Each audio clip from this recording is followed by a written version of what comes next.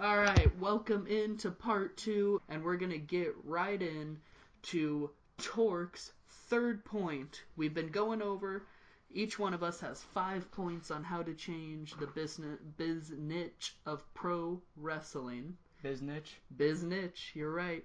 Of pro wrestling. We need to start our own dictionary. We need to start our own dictionary. I'll get started on that. We'll get a website going. Torque is the official writer down. Add that in there. The official writer down of all of our new dictionaries. The definition is just going to say Torque's job. Torque's job, which is a lot of things on this podcast. But in the last podcast, part 1 of our 5 things, we already discussed a plethora of things to change the business. So now we are going to throw it to Torque with his third point. Okay, and my third point, I have to look up what plethora means later. Anyway, because I'm not sure if that's a real word or not. It is. Okay. It is. Anyway, my third point is bring back the women storylines. Now, what I mean by that is there are storylines, but let's admit it, they don't matter. This last storyline that happened was Charlotte versus Paige. Or they don't make sense. This one, I didn't care about and didn't make sense. I think they tried doing because they all split into 3 tag teams, as you know, as the Divas Revolution, and started something. I think they're trying to do like a Shield almost thing, kind of one betrays the other two, but it didn't make sense because, well, in my opinion, there's just not that many. There needs to be more women wrestlers, and there needs to be other storylines as well, not just the Divas Championship storyline. Like, there should be, Sasha Banks versus Becky Lynch as a second, as, the first women's match before the Divas title. And also, the other thing is make it a women's title, not a Divas title, because I think Divas just kind of really downgrades and it assumes a character of all women wrestlers, which brings me to my next point is we need to kind of book characters rather than storylines. Like, whereas Paige's character, I love Paige, but I mean, what's her character? Angry and yelling, which is half of the women's characters. That's all of the women's characters. Fair enough. I was trying to give a few a benefit of the doubt, but continue. Well, I mean, on main roster, yes. There we go. That's about it, with the exception of Becky Lynch. I love you. Anyway, I mean, that's what we need to start booking is, characters. I mean, Sasha Banks has a character, the boss. Becky Lynch has a character. I think it needs to be a little stronger, the last kicker. But, I mean, Paige has a saying, this is my house. That's about it. Becky Lynch has a character. She makes those really short, awkward vines.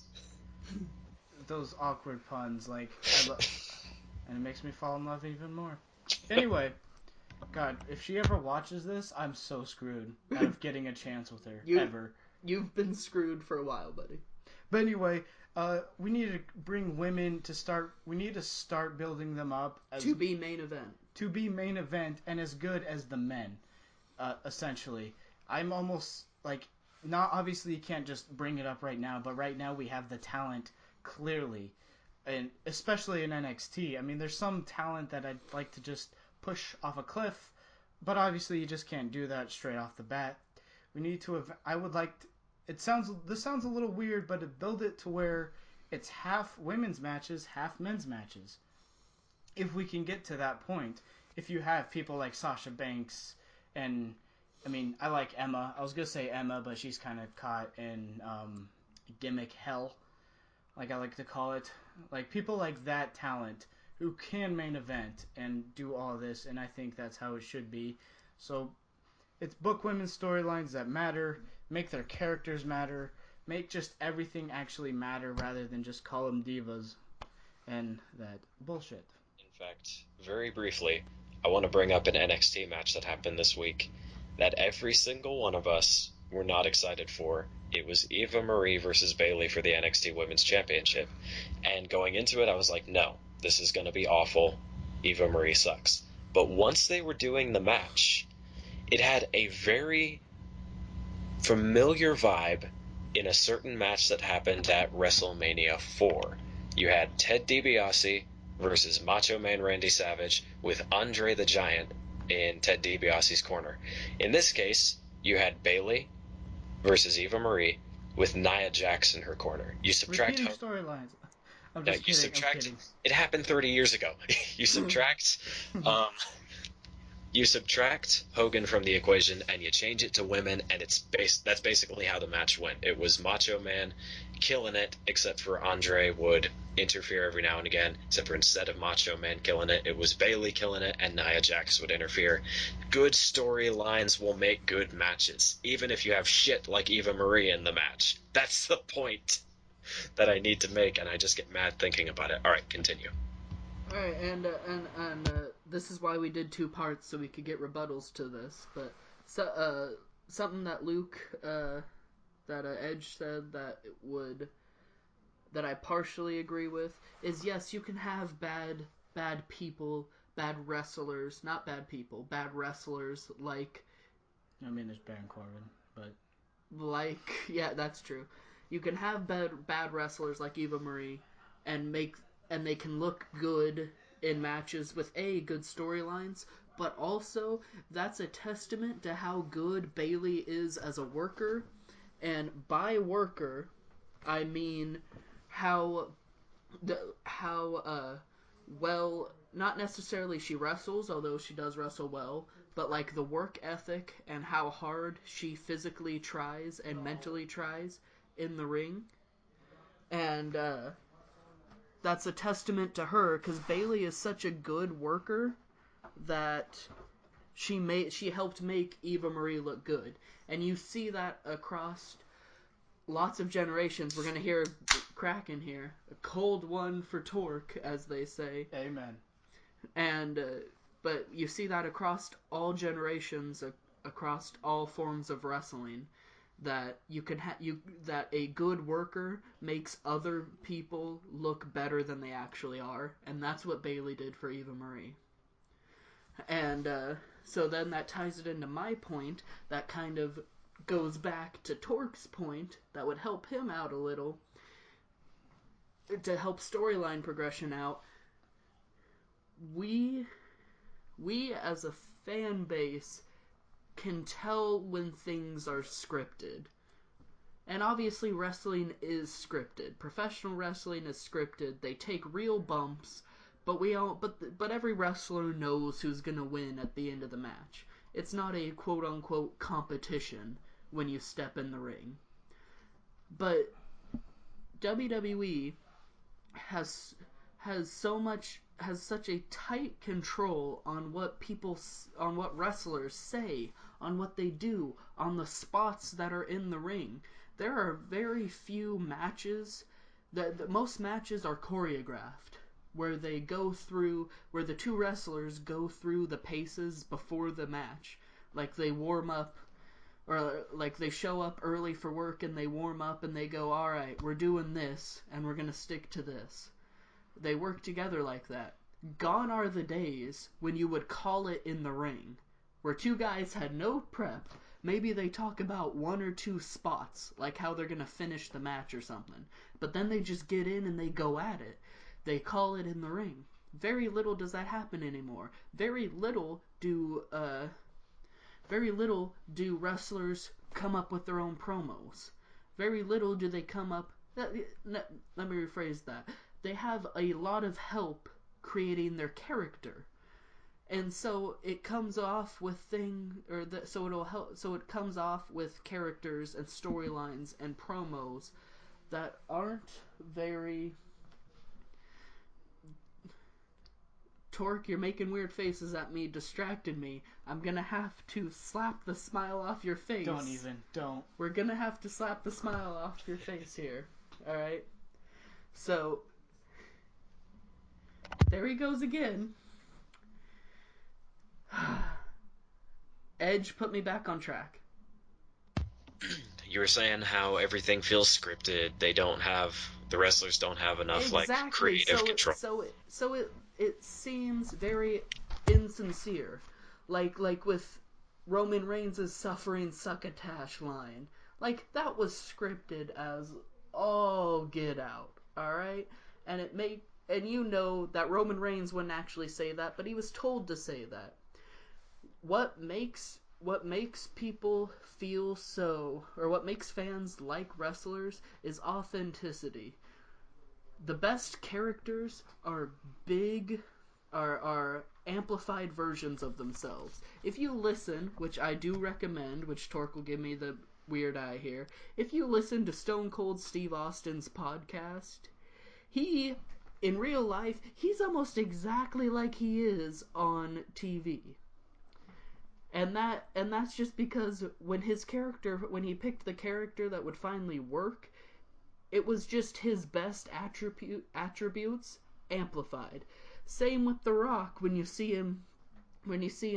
Dwayne Johnson. When you see Dwayne Johnson, like, in interviews, he acts almost exactly like The Rock.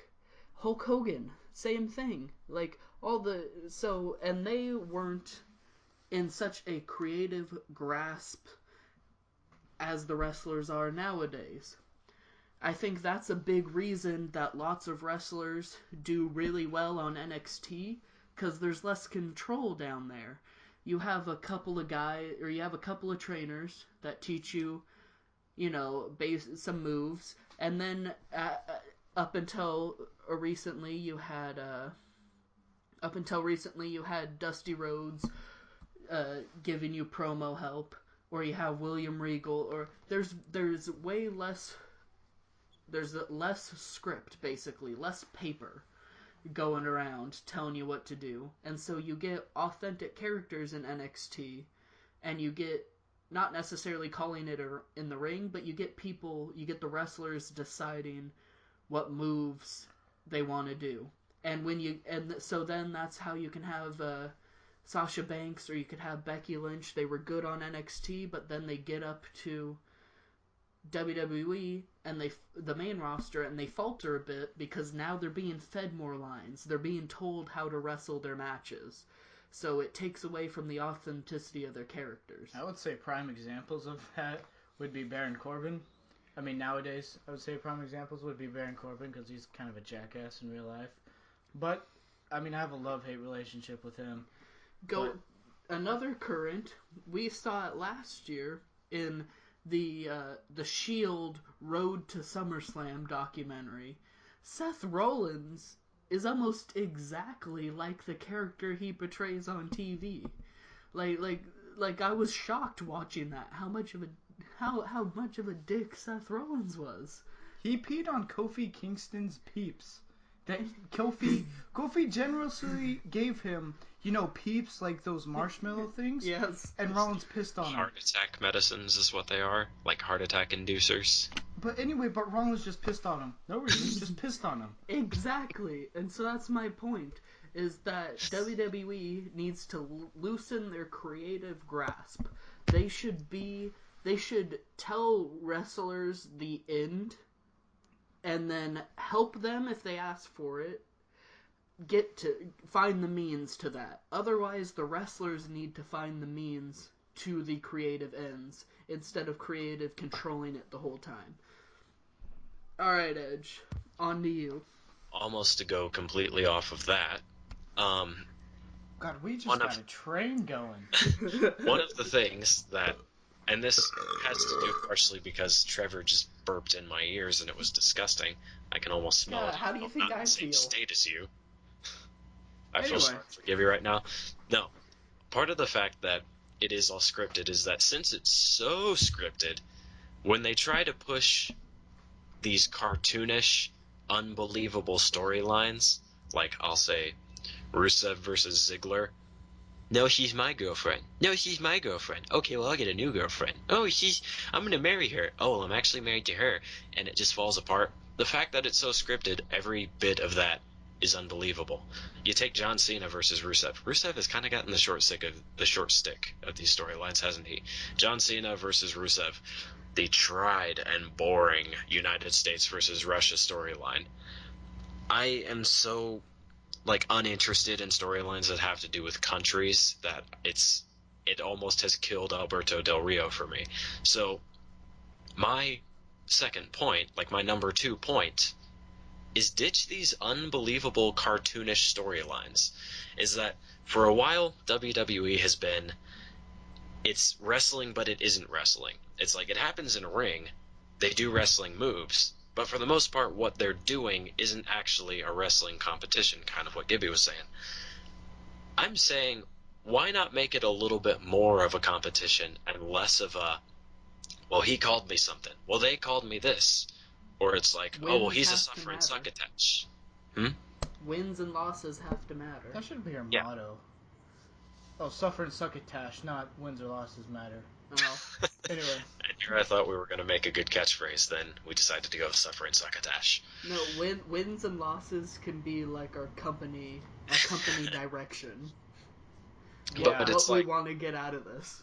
but it's like, this also has to do with the fact of just how much talking is done. Like, the 20-minute promo at the beginning sets up what happens for the night.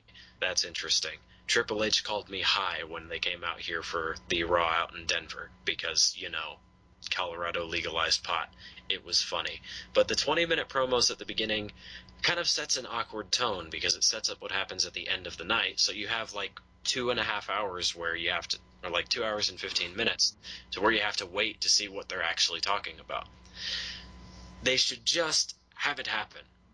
They shouldn't talk too much about it. They shouldn't give us too much time to think about it, because one of the things that is killing Roman Reigns and Sheamus, in my opinion, is that we're giving a lot of time to think about them.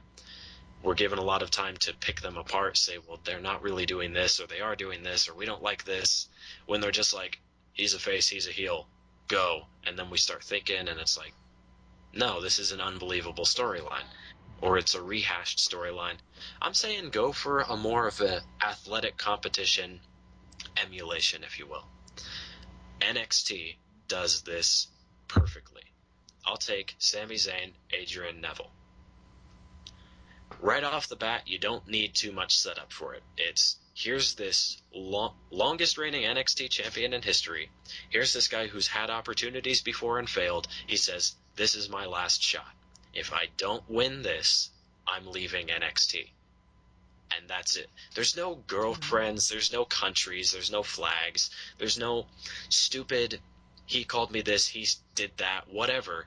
It's just, here's what's on the line, here's the two guys, what they have to lose, and here's what's going to happen. You have the champion who is putting the belt on the line, and you have the competitor who's putting his career on the line. They didn't need to do any special setup for it.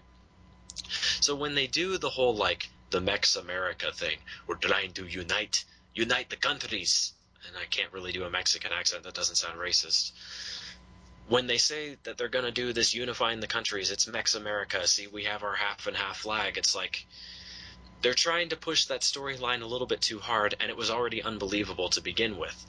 If they cut back on this unbelievableness, this Saturday morning cartoon stuff, here's big brawn man and here's big evil man, then they can very easily, they can create an athletic competition just out of removing that. So and it's interesting. What you're saying is you want, in that respect, is that you want the return of serious storylines, like what happened, like the transition from the 80s, or from the 80s and early 90s into the 90s and early 2000s, because a lot of, in the 80s and 90s, it was big strong good guy versus dastardly evil guy, and it was those quote unquote cartoonish, to use your words, cartoonish storylines, and then it slowly morphed from that into the Attitude Era, where yes, there was still silliness, but for the most part, it was serious storylines, like Sami Zayn and Adrian Neville. That one didn't require a lot of setup, because it was a serious storyline. Sami Zayn said right off the bat, hey, maybe I'm not cut out for this. Everyone's had that feeling at one point in their life, where they're not cut out for something, and then you give it one more try. Hold up. You looked at me when you said that specifically. Who else am I supposed to look at? The computer. Look into Edge's eyes through. But all he the way to can't Colorado. see that. Anyway, You can't see me. Oh, sorry. my point is what it sounds like you want, Edge, is more serious storylines. The way Not- that I would describe Not the it, cartoonish storylines. the way that I would describe it is where the transition before from the mid-90s to the Attitude Era, where that was transitioning into the Attitude Era. Everybody wanted stuff that wasn't geared at children. They wanted stuff that was violent. It was in your face. It had attitude. What I'm saying is, instead of trying to emulate the Attitude Era, which in a lot of ways they're trying to do, but they can't because it's PG, I'm saying make a transition into something that doesn't have attitude, but it has style, is how I would describe it. Bayley versus Sasha Banks.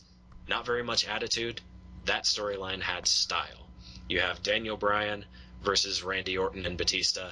There's no attitude to that match. It's style. That's how I would describe it. There's no blood, cursing, and explosions. There's clean cut, well put together, technical wrestling with realistic things on the line. And that's my secondary point to this, is that they need to also, for this to happen, have characters that are believable. Like, despite my dislike of Sheamus, I think that he has a believable character. It's like, he's this big Irish guy who's just here to win titles and he hates little guys. Okay, we can get behind that. Then you get what they're currently doing with Alberto Del Rio. He's this talented Mexican wrestler who's here to push a country that doesn't actually exist. He's allied to this guy who was, like, supposed to be this redneck racist guy, I guess, before, but now he's together with Del Rio. It's an unbelievable character, therefore it shouldn't be happening. Like, I like Dean Ambrose, for example, and I like his kind of down-the-middle thing, because he's believable. He's like, okay, this guy, you look at him and you think, okay, he's really unhinged. Like, this guy's really off his rockers. Then you get guys like Roman Reigns. It's like, okay, he's supposed to be this big, like, power guy. Like, he's an enforcer. He's a guy who he's going to mess you up if you walk into the ring with him. Then he's trying to cut these, like, white boy rapper promos, and it's unbelievable. I'm saying anything that's, like, cartoony or, like, of an era that is past at this point should just be scrapped altogether. They should look for realistic reasons for these guys to face each other, and it shouldn't have to do with countries, girlfriends, or ridiculousness. It should just be, here's what's on the line, here's these two believable characters, go. And then going off of your point, Gibby, then you give them the creative freedom to do what they want with that storyline. Because ultimately the people doing the storylines are the ones who sell it. So if they're the ones who came up with it, they're going to be able to make it more believable than anyone else. And on the other side, I would say that I would conjecture that any storyline that is believable, I'd take.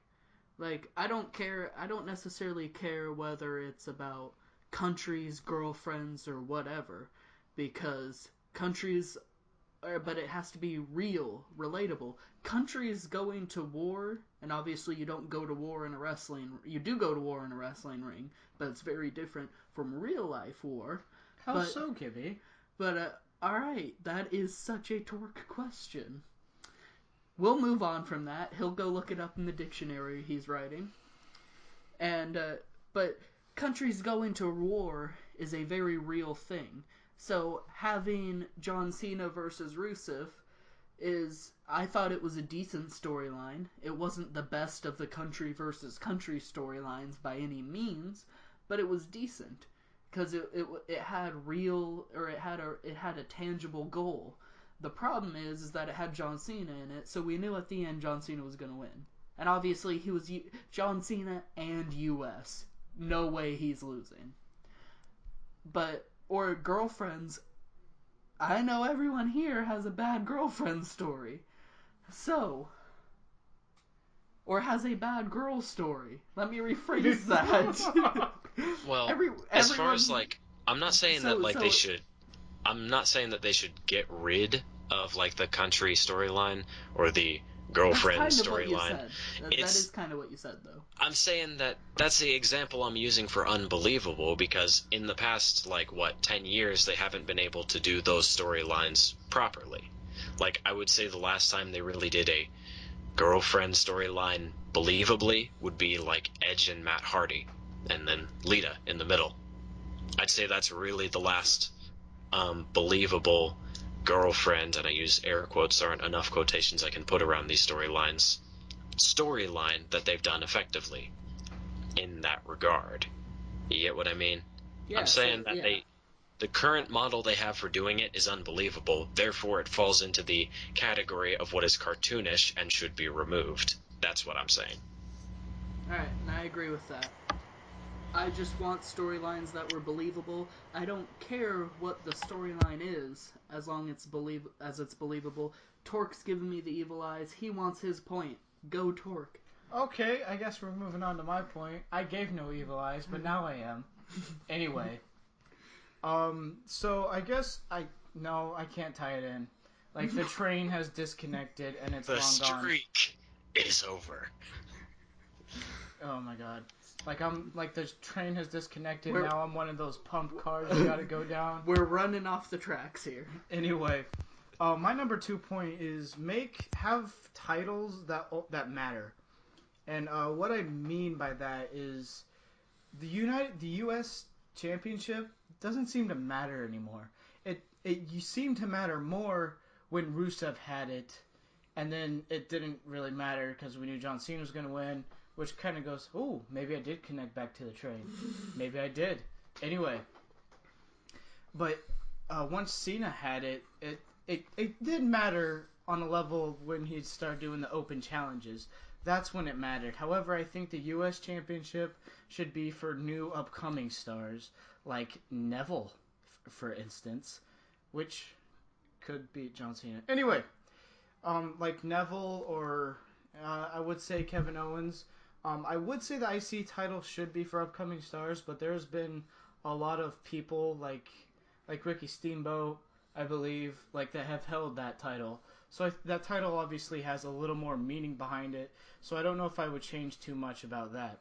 Also, I would change the WWE World Heavyweight Championship to 2 different championships again, because you have plenty of stars to push both titles.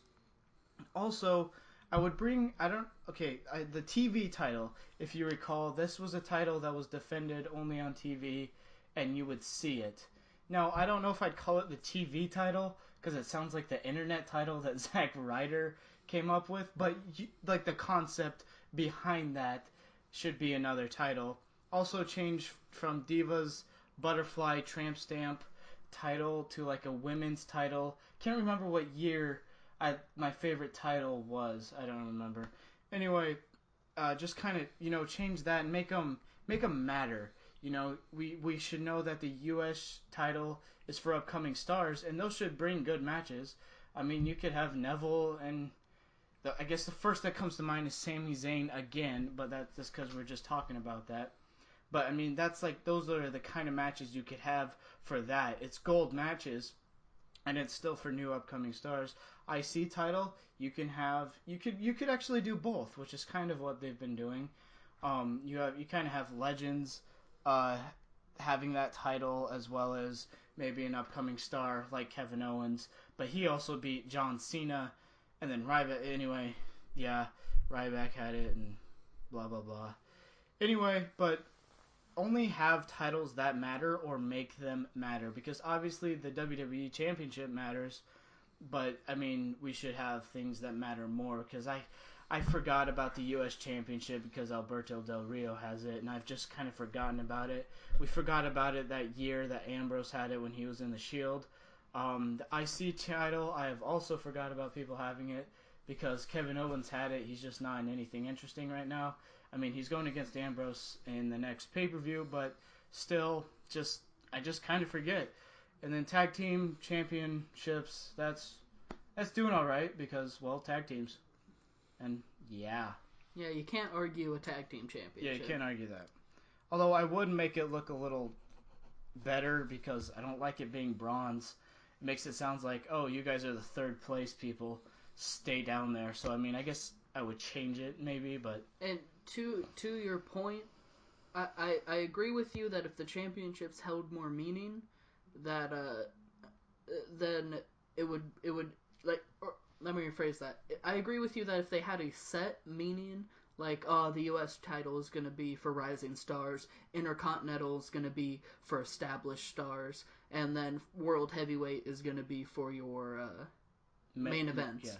Like, I agree that if they had that going for it, it would make the titles a little bit more viable. But in the end, it's the wrestler that makes the title. The title doesn't make the wrestler.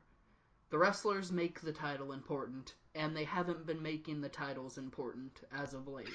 John Cena is just about the only one whom... John Cena made the United States title. Daniel Bryan might have made the Intercontinental Championship, but he went out with injury again. So, it's that slippery slope where the wrestler needs to make the championship, but the championship could also help out a little. Yeah. Not going to deny that. So, I'm going to take it here. It's my last point, and I have, without actually staging them in order, I actually have like 7 or 8 points, but this is the most important one out of all of the points. Every wrestler, every creative, every corporate, they need, especially in the WWE, they need to take the product more seriously. Because they're trying to be quote unquote sports entertainment. And that comes with the goofy storylines. That comes with with the tight scripts. Vince McMahon has said, hey, we're not about being the edgy TV-13 show. We're gonna be the family show. We're out here to entertain you instead of tell a story. And so that comes with the childish storylines, it comes with the tight scripting, it comes with the forced characters.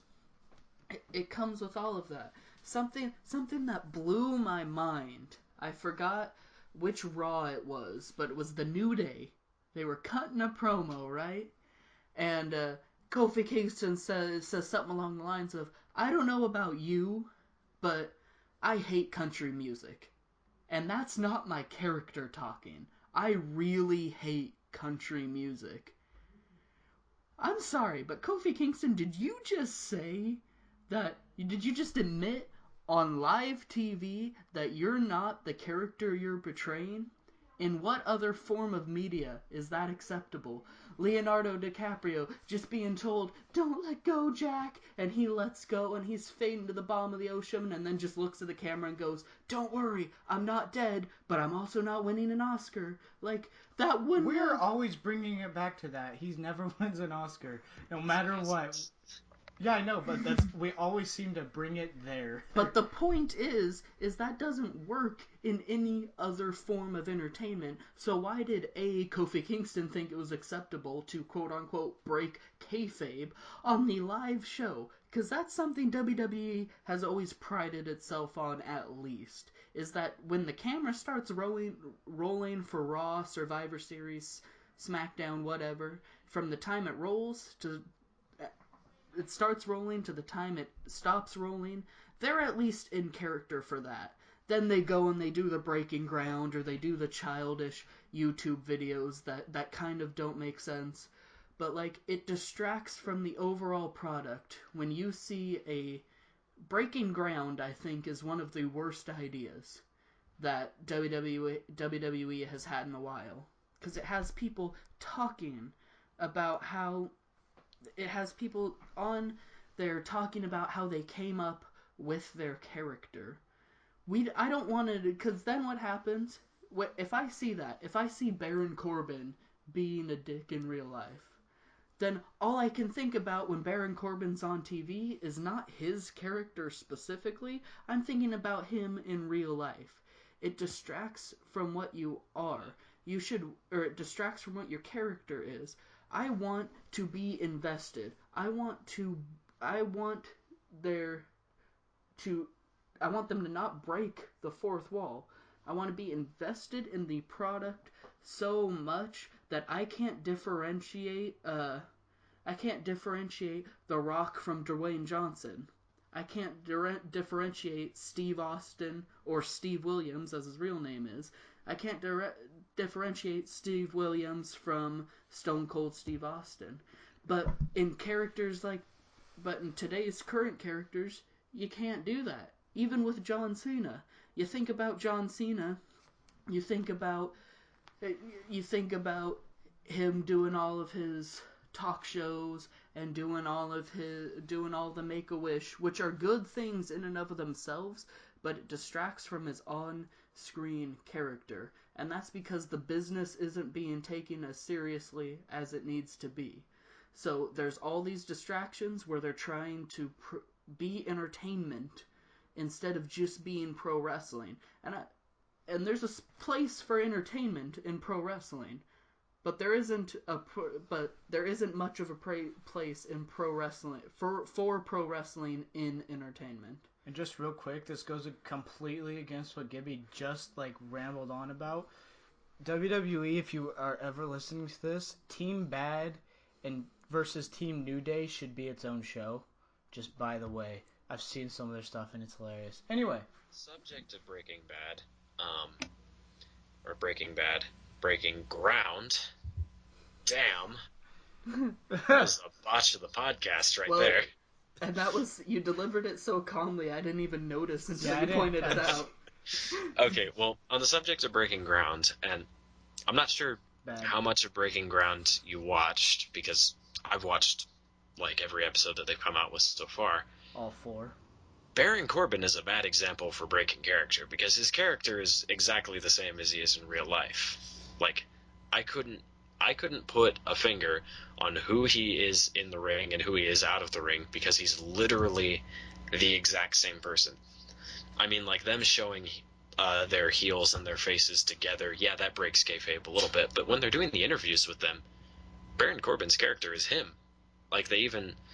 They were following them when they were doing a show in Austin or something like that, and they were showing that everybody had some downtime where they could go around in Austin and do whatever it is that they wanted.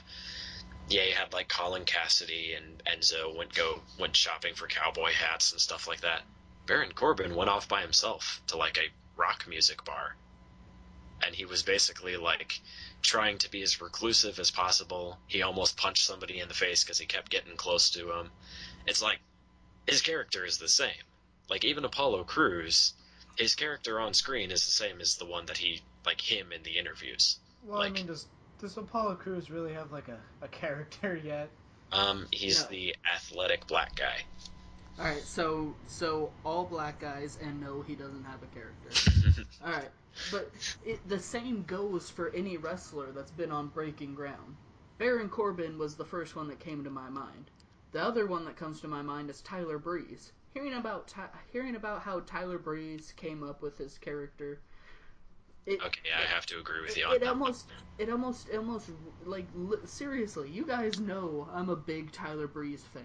But since so am I. Yeah, exactly. But I'm talking about me here, Torque. Keep paying attention.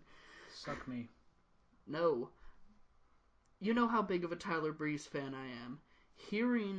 Watching him come up with his character or explain how he came up with his character in the moment, or in the current while he's still wrestling, ever since then I haven't been able to look at Tyler Breeze the same again.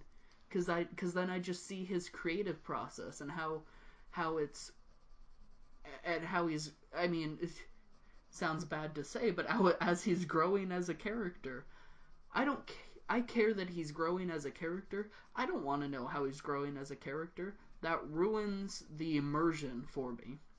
Now, if you're Stone Cold, if you're The Rock, or well, not necessarily The Rock, Hulk Hogan, any past wrestler who's done and dusted and they come back and they say, oh, this is how I became this, that doesn't matter because they're not on TV. They're not trying to make money. It hurts people's drawing power when it hurts everyone's drawing power when the business isn't taken seriously.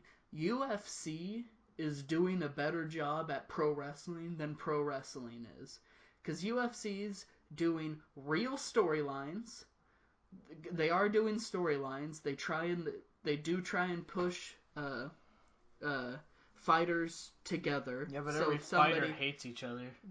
Exactly. So that's part of what makes it real. All right, but they push real storylines. They knew that Ronda Rousey was having a good time in her life, but a bad time fighting because she hadn't been able to train for a long time. So they tried to put her against a relative nobody like Holly Holmes, and then they made it a big deal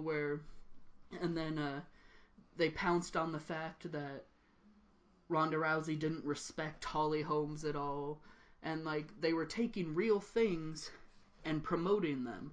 WWE is taking childish things, to continue using Edge's phrase. They're taking childish things, bad storylines, forced characters, and they're pushing that instead of pushing real, tangible things. So in that way, UFC is better at pro wrestling, the marketing of pro wrestling, than WWE is better at marketing pro wrestling. WWE is marketing sports entertainment, and sports entertainment, it's good for a 30-minute show equivalent to 2.5 Men or Modern Family, but it's 3 hours on Raw is basically that. Most Modern Family Life or 2.5 Men situations. Modern Family Life? Most Modern Family Whatever. or 2.5 Men situations. Sure, they can happen, like most WWE storylines, but a lot of them aren't believable because people wouldn't react in that situation, just like most WWE storylines. So it's bad when pro wrestling, WWE, sports entertainment has more in common with funny 30-minute shows that don't take themselves seriously than it does with actual sports. Because what made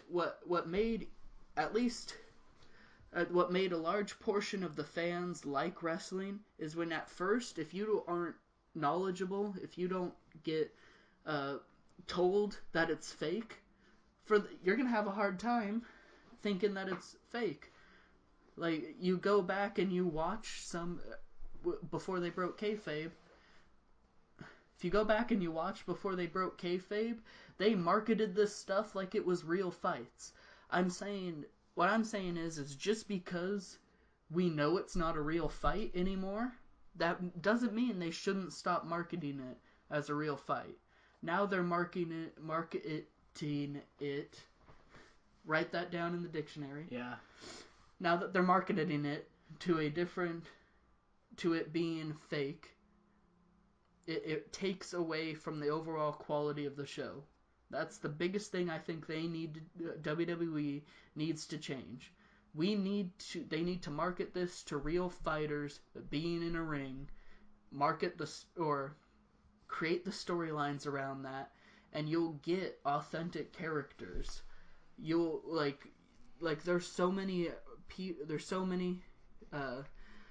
wrestlers, people that are on the roster right now that could be world-class wrestlers, that could be world-class characters, like The Rock's, like John Cena's, like Stone Cold's, like Triple H's, but because of the way they're marketed and the way WWE currently structures their business, they're never going to reach that heights. That saddens me a lot, but in the end, I mean, there's nothing we can do until Vince McMahon lets go of power, and then maybe Triple H can change it. But I mean, there we have it. That's my final point.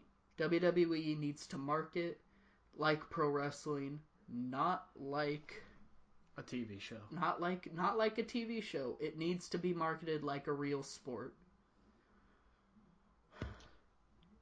That took all of the energy out of me. Dude, you're breathing and sweating. I think. Exactly. Like I was getting fired up, and you could kind of hear me like lose adrenaline at the end there. I think you put more effort into this than like sex. I got going real hard there. Yeah, and the word that I used was... I'm passionate about this, man. Yeah, the word that I used was cartoonish. That was the word, but I think you said childish in there. But yeah, they do kind of go hand in hand. My last point, I want to say it after Torque makes his last point, because so far we've had stuff like more believable storylines, make titles matter. My final point is one that you can probably see coming if you really think about it, but I think it should be the last point that's made, because there's one thing that could change everything. But I don't want to... So basically my points are below Edge's, but okay, that's whatever. No, well, I wrote them for you, shut up. so... No, it's okay. Wow, thanks. Anyway, my kayfabe is broken. My final... Oh, man, Gibby's gonna start cracking up. Anyway, my final point is one that's a big one that I think a lot of us have complained about time and time again, is change the commentary team. Really? Okay. Anyway, I just made a face at him, but continue. Anyway, well, essentially, first rule is no Michael Cole, or Michael Cole gets better. I mean, I do respect Michael Cole because when Jerry the King Lawler had a heart attack and was taken out, Michael Cole did a good job. I would say he did a good job there, keeping his cool, or trying to keep his cool, and then you really saw that, like, oh, that's his friend. Anyway... To be fair, that's kind of how anyone would react if they saw their friend drop down from a heart attack, but... yeah, just because it's shitty Michael Cole who's showing some compassion, yeah, it's neat. But my point is, it shouldn't take the King having a heart attack for Michael Cole to, like, cut a good... not a promo, be a good commentary. I mean, he says WWE way too much. He concentrates on other matches while a different match is going on. There's too many things there. Corey Graves, obviously, probably my favorite commentator.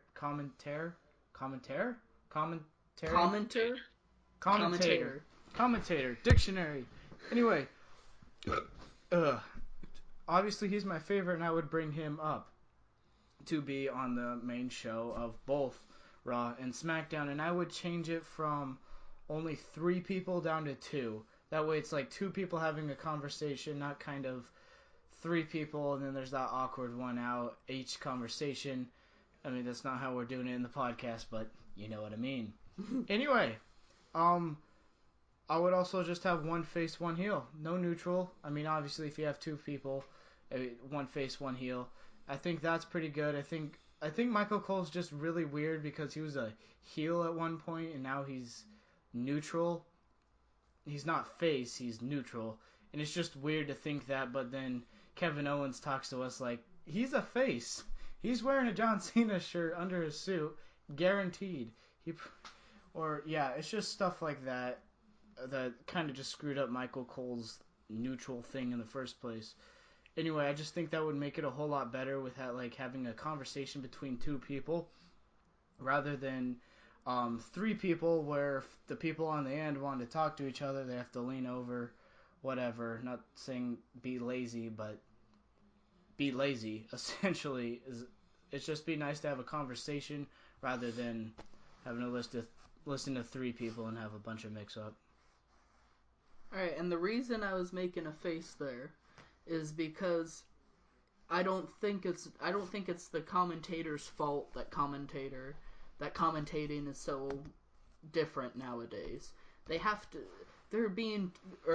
Michael Cole, JBL, Jerry Lawler, they're being told to commentate in a different way than the way Jim Ross or Gorilla Monsoon or Bobby Heenan or Jesse Ventura. They have to commentate in a different style, in a different way.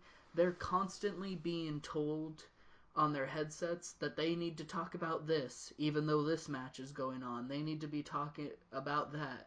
And yes, sometimes they do get majorly off track on like a dumb thing JBL says or Jerry Lawler says or something like that. They do get off track, but that's less a product of them and more a product of their working environment.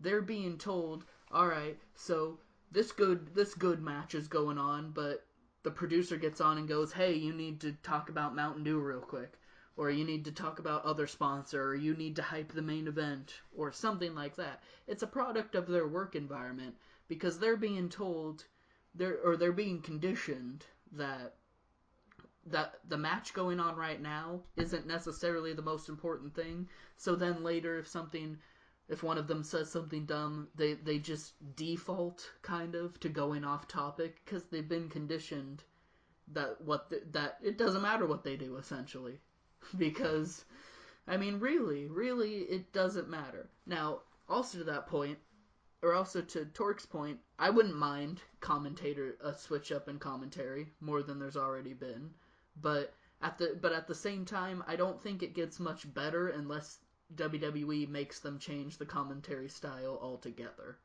It's not the current commentators' fault that they're so bad. I think Michael Cole can be a great commentator. JBL can be a great commentator. Jerry Lawler is a great commentator. Not anymore, but that's because he commentated in a style that was good, that was Jim Ross style. He commentates in that style, not quote-unquote Michael Cole style. So you take someone out of his element, and that's what happens. So it's not the current commentator's fault, but I wouldn't be opposed to a shakeup in commentary either way. Alright, so unless Torque or Edge, you have something to say on that matter, it's your final point. My final point should be one that if you think about it, you can see it coming from a mile away. But there's a few things that you could blame for the product being the way that it is. The first place that you go is there's the talent. You say, is it the talent's fault? You look at them, you say, nope, it's not the talent's fault. They're giving it their A game every single night. Okay, is it the commentator's fault? You go to the commentating team and you're like, well, you kind of have a mixed bag here. Some of the stuff they say just isn't very interesting, but they're not the ones who sell the show, so you can't really blame them. Even though they should be the ones selling the show. Even though they should be selling the show. People don't tune in to listen to commentary. That's the point that I'm making. So you can't really... We don't want to listen to them if they're doing a shitty job. That's not what's dragging down the pay-per-view, for example. You know, if you think about it, that's a better way to make people show up live so you don't have to listen to commentary. But you still have to watch commercials, which is annoying. But besides the point. Stupid. So then you think, well, maybe the trainers are doing something. Maybe the way that wrestling is being taught now isn't very good. Then you go to the NXT Performance Center. You look at I forget what her name is. Her first name is like Lana or something. Not Lana, the Russian lady, but like the first female head coach that WWE has ever hired. And you're like, no, she's pushing the Divas harder than anybody else. It's not her fault. You go to back, it would have been Bill DeMott a few months ago. You say, well, he's pushing everybody just as hard. It's not his fault. You say, okay, well, maybe developmental isn't setting people up. You go to NXT and everybody's like, no, Triple H is killing it. Triple H's program down here has been going crazy. You go to the booking department and then you say, okay, I think we found something. These are the guys. Sarah Amato. Sarah Amato. Okay, I thought it was. I don't know where I got Lana from. Whatever. I don't know where you got Lana either. I don't know. Anyways, you go to the booking department and you say, huh, maybe we found something here. You go to the writers and you're like, what are you guys doing? And they're like, we're just doing what we're told. And so you think, well, who's telling the writers what to do? You see, when a company, any other company, if it's no longer profitable, there's two things that this company will do. It's A, change their business model entirely to accommodate something that is profitable, or find new leadership. And you have to go all the way back up to the top, and the guy who makes all the decisions is Vincent Kennedy McMahon. The number one thing that I would do to make WWE better is I would have Vince McMahon retire and Triple H take over. Maybe there's some people who disagree with me. I know Gibby's defended him in the past, but here's the thing. Vince McMahon is a reacting kind of guy. WCW gets good, he reacts. He causes the Attitude Era. He creates these characters that are over the top, violent, outlandish. Stone Cold Steve Austin, The Rock, The Undertaker. He reacts to stuff. And then when he sees, well, his competition isn't profitable anymore, he buys them. He tries to make them good. But ultimately, Vince McMahon on top of the mountain with no one else trying to gun for his spot, or effectively gun for his spot, then he gets to a place I like to call the Vince Russo levels of weird, where he starts to come up with all these crazy things like, I'm the boss, damn it, I can do whatever I want. You see, I'm on top of the mountain. Nobody tells me what to do. Then ratings start to fall because he's getting complacent. He's like, I'm on top of the mountain. Nobody can tell me what to do, and I'm not doing a Vince McMahon impression anymore. He says, I'm going to sell out Cowboys Stadium. 100,000 people. We don't have Seth Rollins, Cesaro, Brock Lesnar, Daniel Bryan, Randy Orton. We don't have all these people. Or Cena, but Cena's going to be coming back. We don't have all of these people, but we're going to sell out. And they thought they had Seth Rollins. They thought they had Seth Rollins, but they don't anymore. And they're still saying they're going to sell it out. They're like, we'll sell it out. Don't worry, we will. And everyone's like, how are you going to do that? And he says, we will. Don't worry. That's not how this works. You have to have something compelling for us to want to go and see it. And he's like, oh, I know. I'm Vince McMahon, damn it. This is WWE.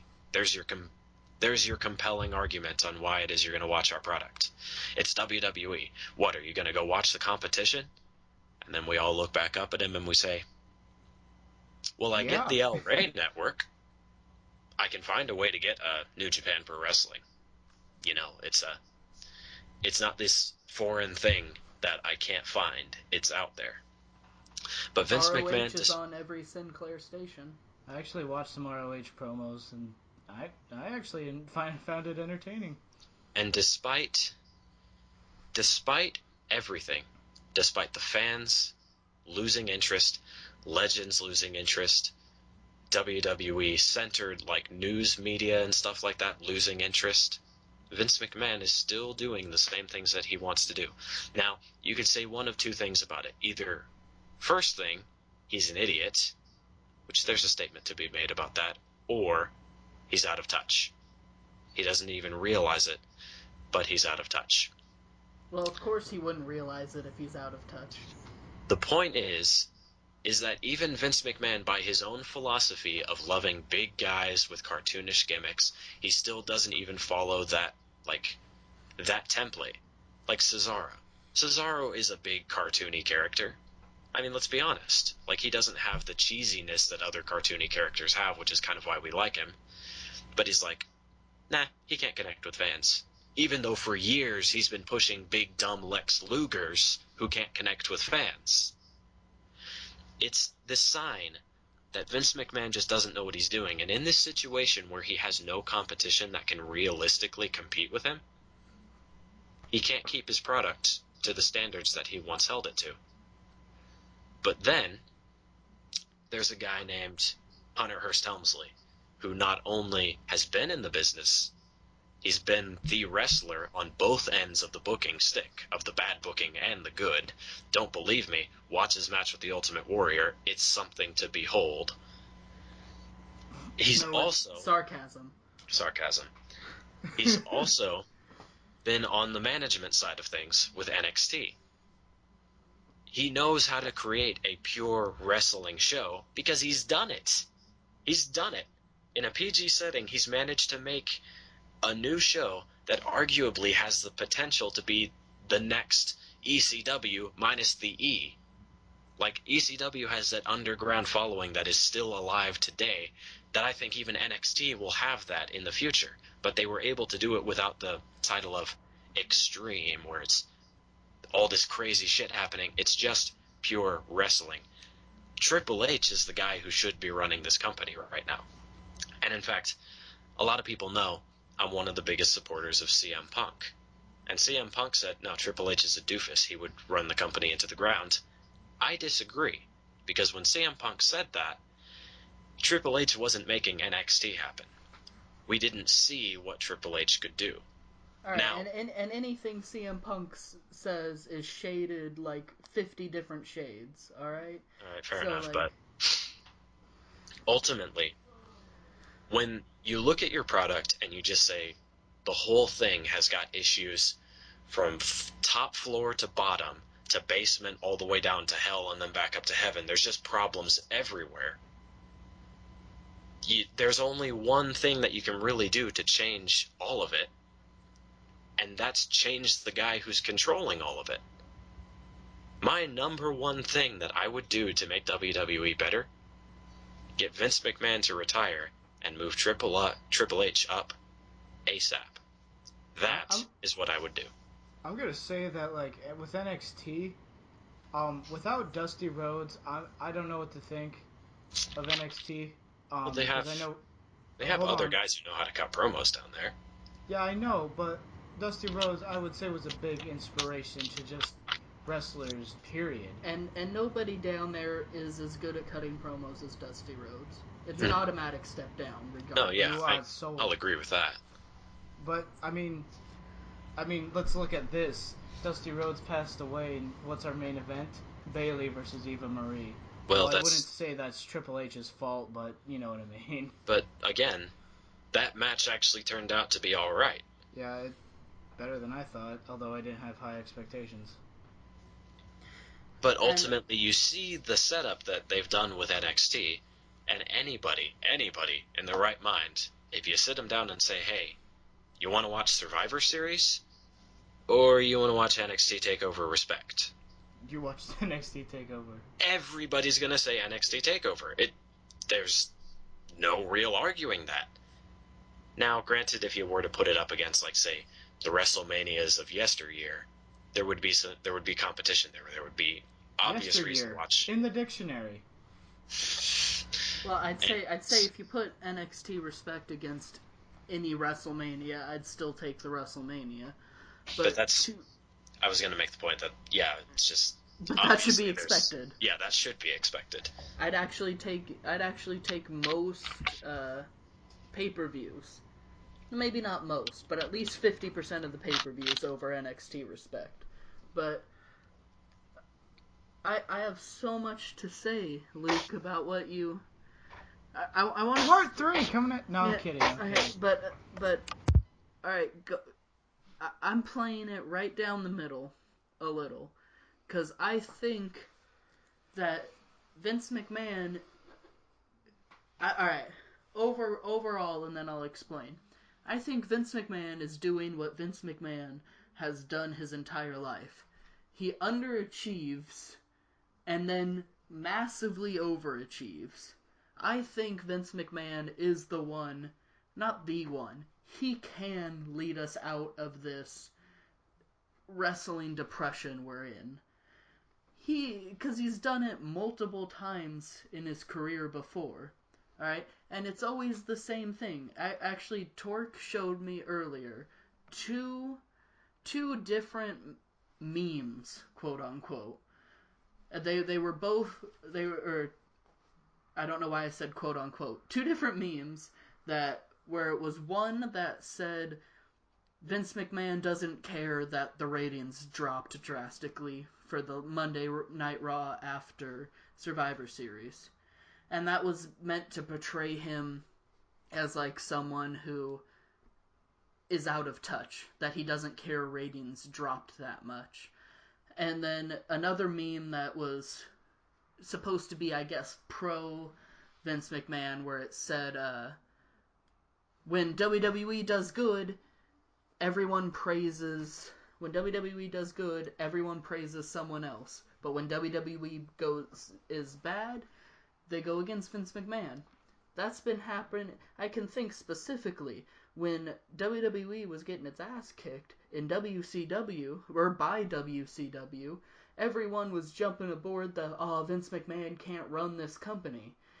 And so he was being blamed for it. But whoosh, when add that to the dictionary, badoosh, Can you spell that for me real quick? Yeah. But suddenly, when WWE erupts with stars like Stone Cold Steve Austin, like The Rock, Attitude Era, and the Attitude Era takes off, oh, it's The Rock's fault. Or it's Stone Cold's fault that WWE is doing so good. Well, who hired those guys? It's Vince McMahon. Vince McMahon made the judgment call to get those guys. And that's one example of him going from underachieving straight to overachieving. It's almost his signature move at this point. Like WWE is a match. He's right now. Vince McMahon is getting. It even happened as recently as WrestleMania 30 in the Daniel Bryan storyline.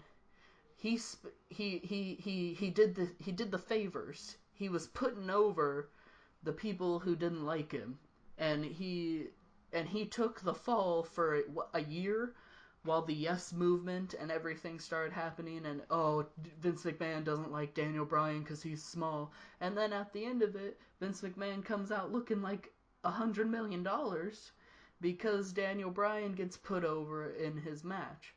I'm saying that this is just Vince McMahon taking a beating, and somehow, some way, he will find his way out of it. That being said, I completely agree with you, Edge.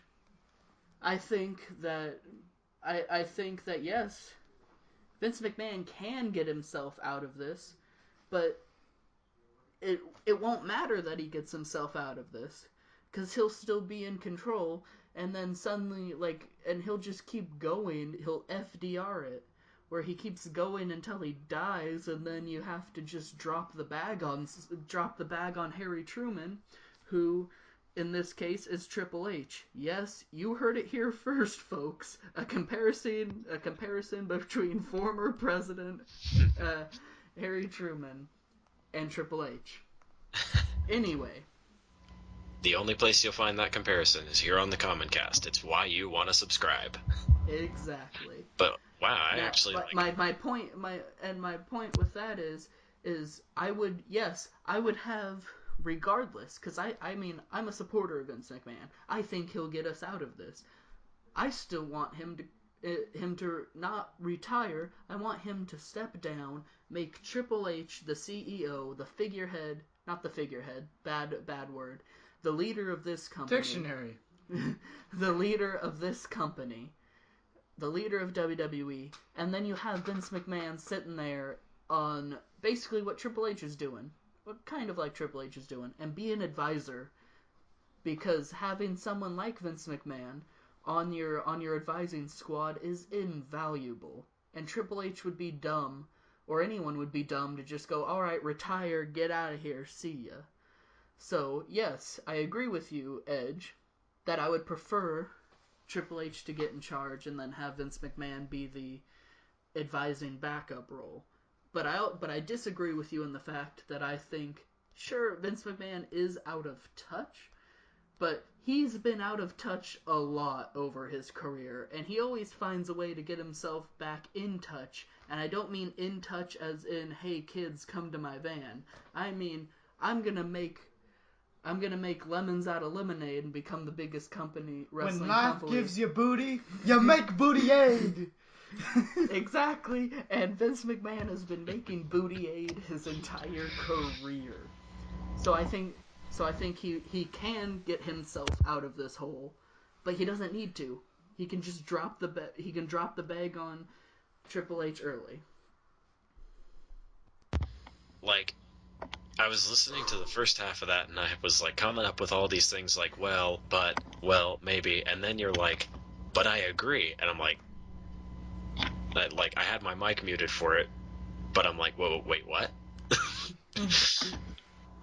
Because I had all these rebuttals and whatnot, and then you're like, no, he should retire, and I'm like, or he should step down, and I'm like, oh, did I win? Well, that was easy.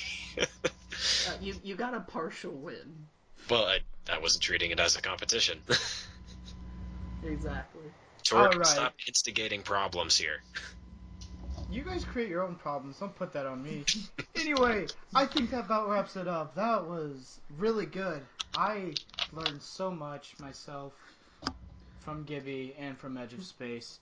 Anyway, I think we're going to close this common cast. Any last thoughts? At TG Commoncast, Torque Games Commoncast, that is where you will find the best Twitter feed to know exactly what and when everything is coming from yours truly here at the Metaphorical Round Table, because we're not all in the same place ever. That is where you'll find the best news. Go and follow it on Twitter. There you go. Edge, last thoughts?